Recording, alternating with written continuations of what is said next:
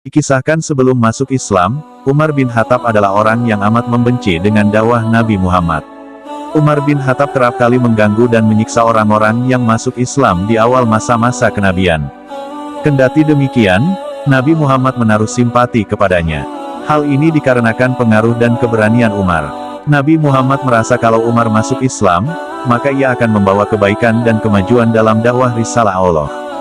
Suatu waktu, Nabi Muhammad bahkan berdoa, "Ya Allah, muliakan Islam dengan salah satu dari dua orang yang engkau cintai, yaitu Abu Jahal bin Hisham atau Umar bin Khattab." Hadis riwayat Ibnu Hibban. Menjawab doa Nabi, Allah meluluhkan hati Umar bin Khattab. Ia pun masuk Islam ketika mendengar lantunan ayat suci Al-Quran yang dibaca saudarinya, Fatimah binti Khattab. Berbeda dengan orang-orang yang menjawab dakwah Nabi kala itu, Umar bin Khattab tak pernah menyembunyikan keislamannya. Jika sahabat-sahabat lain khawatir dengan keselamatan mereka karena kekuatan Islam masih amat lemah, Umar dengan lantang mendatangi gerombolan kaum kafir Quraisy. Ia mengumumkan bahwa ia mendukung dan mengikuti ajaran Islam. Beberapa kali, ketika Umar menyampaikan ke banyak orang bahwa ia masuk Islam, orang-orang kafir Quraisy lantas mengeroyoknya. Namun, karena kekuatan dan keperkasaannya, tak ada yang bisa mengalahkan Umar bin Khattab.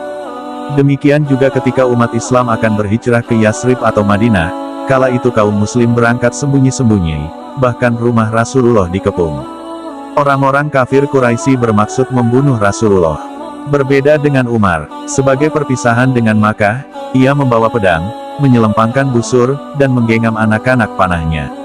Ia menghadap Ka'bah dan melakukan tawaf sebanyak 7 putaran, serta mendirikan salat di makam Ibrahim.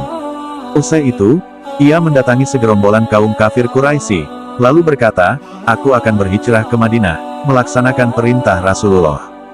Barang siapa yang ingin diratapi ibunya, ingin anaknya menjadi yatim, atau istrinya menjadi janda, hendaklah ia menemuiku di balik lembah ini." Namun, tak seorang pun berani dan menjawab tantangan Umar.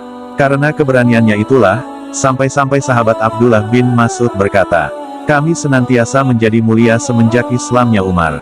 Aku memandang, tidaklah kami dapat salat di Baitullah Ka'bah kecuali setelah Islamnya Umar." Setelah Umar masuk Islam, ia menghalau kaum musyrikin orang-orang kafir, hingga mereka membiarkan kami mengerjakan salat.